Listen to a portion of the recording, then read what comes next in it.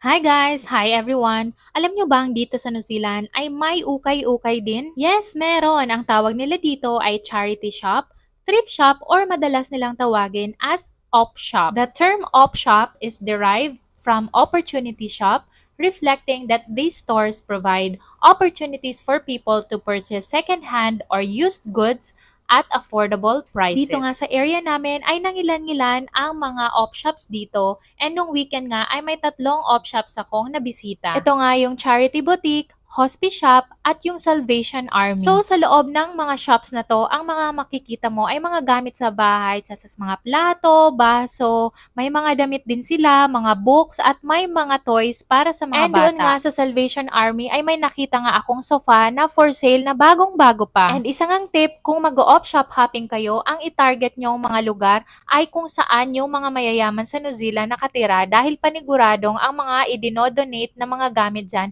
ay mga almost new or mga bago pa talaga. Yung mga plato, platito, at mga baso nga, nakita ko yung mga presyo nagre-range lang from $1 pataas. So kung napakahilig mong mag-ukay-ukay, maglakad-lakad, maglibang-libang, at mamili ng mga murang bagay, ay pwede nyong i-consider ang pag-o-op shop hopping. Talagang mag-e-enjoy kayo ng sobra.